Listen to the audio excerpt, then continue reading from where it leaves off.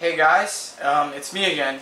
Today I'm going to be doing a review on a pretty big one. This is a Cobi B25B Mitchel bomber. Yeah. Now, before I start this video, please do give me feedback on the quality of the video, because last video I uploaded on YouTube, the quality seemed a bit off, and it just might have something to do with the fact that it was in a dark environment. But I'm going to record this in broad daylight. We'll see how the quality turns out, because that's important to me. I want to have good HD videos for you guys. Yeah. Anyways, today I'm going to be doing a review on this monster. So, I guess some brief history on this bomber. This was a bomber used by the Allied forces, actually. Not just the Americans, but a ton of different countries use these. But it was a bomber. It was used in World War II. It's a medium bomber, and it had a pretty important role in the war. It had there was several different instances in the war where this was pretty effectively used by the Allies. Now, a couple different countries also used these. The Soviet Union actually had a few of them through the Lend-Lease scheme that the Americans did. As well as that, Brazil, I think the Brazilian army used a few, and just all kinds of different countries. But this particular bomber here is based on the American, this particular one here is an American version, and this one in specific is based on the kind of famous at this point, the Doolittle raid. Now, bit of history in that raid. After Pearl Harbor, the Americans decided they needed to have revenge on the Japanese for what they did. So they wanted to attack Tokyo. So what they were going to do, they were going to fly these bombers over to Tokyo, bomb the city of Tokyo very quickly, and land in China. Now that's kind of what happened. They were able to successfully bomb the city of Tokyo, and it did, have a massive blow to the Japanese morale, and it did, help grow American morale. And but the bombers did not succeed in landing in China. They all crashed because they ran out of fuel, and the pilots had to make their way to the airfield.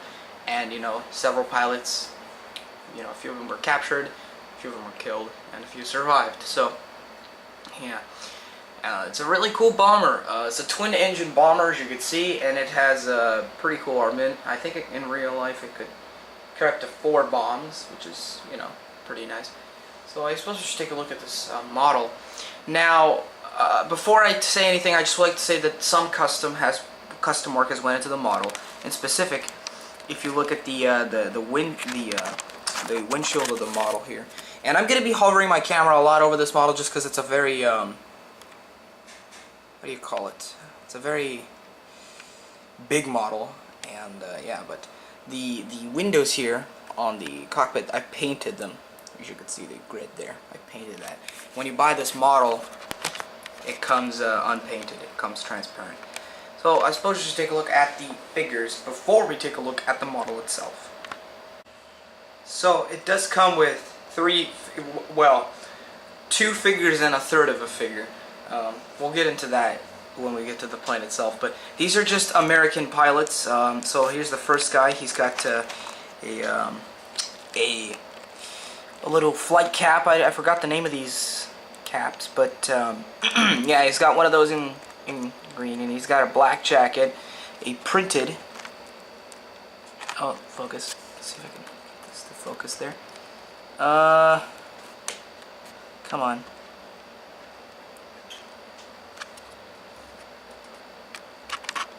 Oh, there you go. It's got a printed vest on his black jacket there, and it looks pretty cool. It's got a lot of detail, nothing on the back, and just painted boots. Same thing for this guy. This guy's got an aviation hat, and nice printed work on the. I always like the prints on the Cobi figures. They're pretty high quality. They don't scratch off. As you can see, I'm running my nail through that. That doesn't scratch off, which is pretty nice. Articulation wise, very similar to a Lego figure. The head of the figure turns side to side. The arms go all the way around. The hands rotate. It does have waist swivel, so that's the one thing that they have that Lego doesn't. The legs go forward and back. And there you go. And that also comes with a head of a pilot, and we'll get into that later, the reason why it comes with the head of a pilot. So let's move this stuff out of the way. Comes with a little plaque of the bomber there. North American B25B Mitchel, it says. Pretty obvious there. But yeah, this is pretty cool accessory. I kind of wish it came with a stand, because a lot of the Cobi smaller planes, the light bombers and the fighters, come with like little air stands. The big bombers just come with these little plaques. I don't really know why, but I mean, it looks nice for sure though. It's nice print, so yeah. So that's that. Now I think before we should look at the bomber in depth, let's take a look at the instructions of the bomber, which I think are, you know, an interesting thing to look at. So here they are. It's quite a big instruction manual. It's kind of hard to get it all in frame here, but you can see there. And as always, Cobi instructions are really good. As you can see, all of the steps that you're doing, all of the parts are colored in. The things that you have done before are not, which I think is a great way for you not to get lost. And honestly, I actually like that better than Lego instructions. It actually helps you a lot, and you know, you don't get lost while building the model. I think that's a great plus. Now, it does have advertisements in the back of the model for some of their World of Tank kits, their World War II kits in there, and some more aircrafts. And yeah. Now, let's take a look at the model. It's a big model, so I guess we should start in the cockpit. And yeah, so let's start out with the cockpit itself. Okay, let me just pick up the camera here. Sorry for the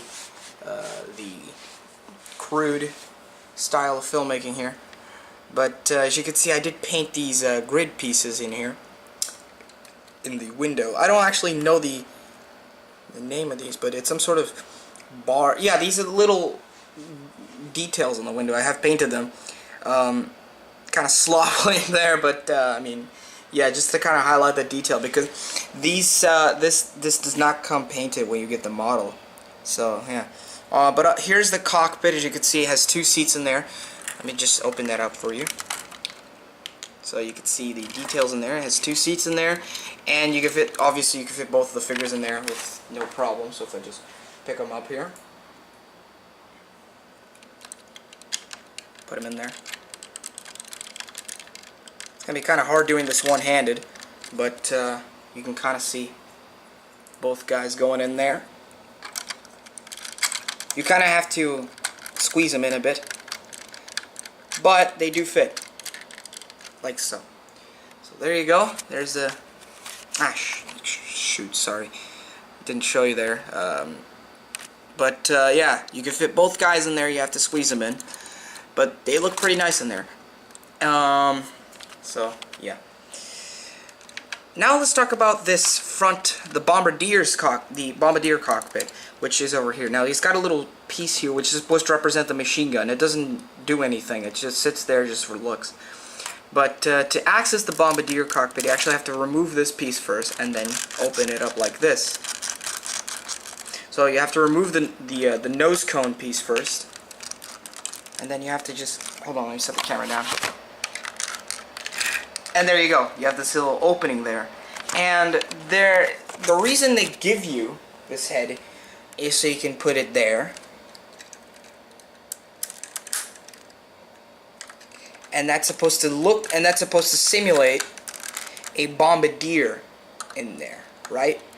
And I mean, I can see what they were going for. The severed head there is supposed to represent the bomber, the guy in the bombardier's cockpit. You know, there would be a guy in there in real life. They wanted to represent that, and I put this on backwards, but that doesn't matter. It's just to show you. And I can see what they were going for, but honestly, I think it looks a bit silly. I don't know. It just looks weird when there's just a head there. I think what Cobi could have done, they could have made a new piece for this set. Actually, I may have actually put this upside. Whatever, it doesn't matter. They could have very easily made a new piece for this set, where you could attach the torso with a figure in there. And I know that you're probably going to use the argument, well, you know, it costs a lot of money to make a new mold. They made tons of new molds for this set. These glass pieces are new molds. You know, all of the tail pieces are new molds. They made a ton of new molds for this. It would have been kind of nice for us to get a third mold so they could fit a torso or figure in there. Because I can see what they were going for. They were trying to represent the gunner in there, but it just looks really silly. Now, of course, you don't have to have him in there. It's not obligatory. It's not like a crucial part of the model that you need to keep it together. But I just thought it was kind of looks really ugly when you have the head of the figure there. So yeah, that kind of sucks. You know, I mean, it looks weird.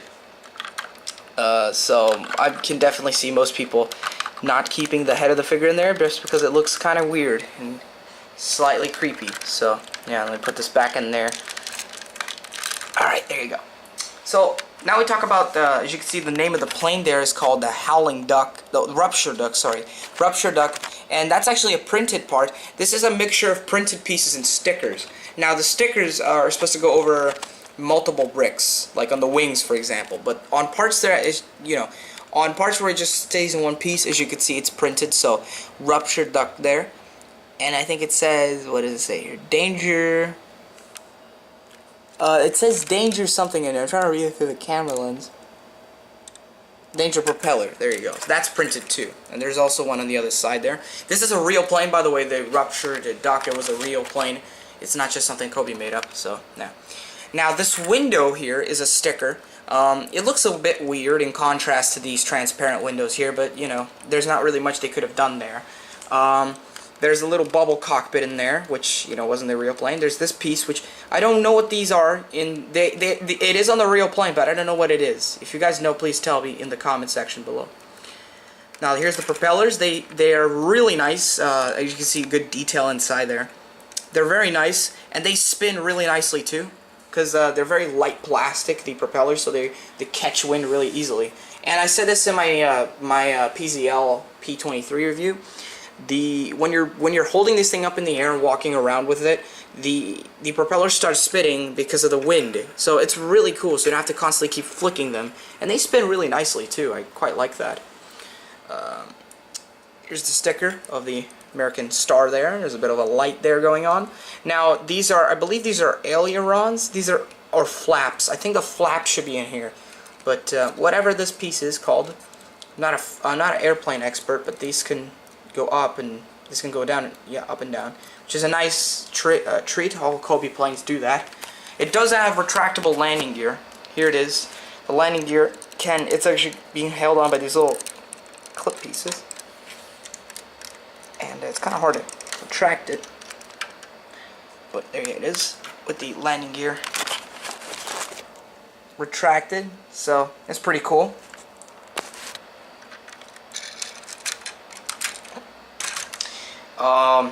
Yeah, so there you go. Very nice wingspan on this thing too. It's pretty big, as you can see. If I just stand up there, you can see the big wingspan there. It's got a turret here. The turret can spin 360 degrees, and the machine guns can point up and down, which is nice. It's very nice. Get full range of motion. Now the machine guns can actually aim separate from each other, which is not realistic at all. The plane, both of them should aim up and down, but I can understand why they haven't done that, because they're separate pieces. But on the real life plane, they don't have independent movement. The machine guns, they move together. Another sticker here on the tail. These are printed, these little number pieces, and these tail pieces are new pieces for this set. We have the elevators of the plane, which can go you know, down and up like that, and there's the tail gunner, which can go up and down. It does not go side to side, however you can change that if you turn these pieces around. Let me just set the camera down. But if you take these pieces off, like so, oh crap, I took the actual full turret off, but if you turn these around, let me see if I can do it. It's kind of hard because they're very stiff, but okay, anyways. If you turn these pieces, you can actually have them go side to side. So that's what I wanted to say there. There you go. Now, on the belly of the plane, it actually has more features. Holding this thing upside down is not fun because I always fearful that it might break. So there's where the landing gear goes. Now, it actually has this little thingy that comes out of the bottom that's supposed to stabilize the plane, right? And I think that's a nice thing, because when you have this thing up on display, it kind of has a tendency to topple over because of the tail heaviness. But the problem is that I feel like this piece is too short, because while it does prevent the plane from toppling over like this, it still topples over regardless, and you can see the plane still has the nose pointing upwards. I think they should have made this piece a little bit longer, so then it could actually hold the plane up and it wouldn't topple over every time you know, accidentally tap the tail, because it just has a tendency to do this from the tail heaviness, which sucks already. But this piece here on the back is supposed to hold that, but you can see it still kind of tilts upward, which I know is kind of sounds like a nitpick, and it really is, but I mean, it would have been nice if they maybe had a bit of a longer, you know, longer piece. Now, finally, the last feature. It has an opening bomb bay, which I think is incredible. Now, there's 2 bombs in there. I think they're actually the real life one when I had 4, but that's a completely minor thing. It's really not important at all. But the bombs can actually even come off, which is cool, so you can remove them. And there's a little hole in there, so if you have a spare Cobi stand, you can actually put it in there, so you can have this plane have a stand. And what's cool is you can even simulate the bomb dropping. So if you just take off the bombs and you set them like this on the plane, if you just set them loose without actually clipping them on, one of the problems is actually trying to close this thing. Excuse me for the silliness. Well, you get the idea. But anyways, I haven't closed it properly. But what you can do,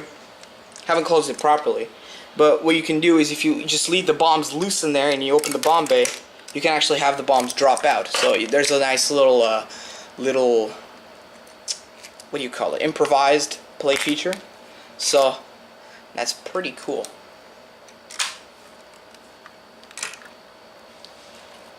And that is pretty much all the features of this thing.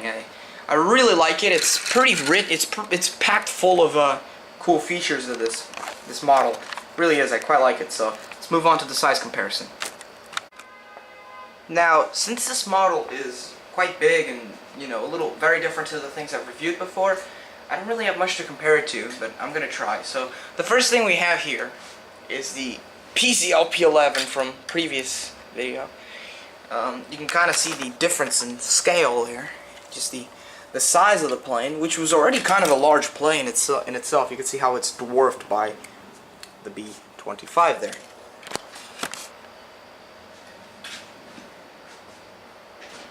As well as that, compared to the biggest tank I reviewed, just reach out and grabbed it. It's a bit weathered. We'll say that. But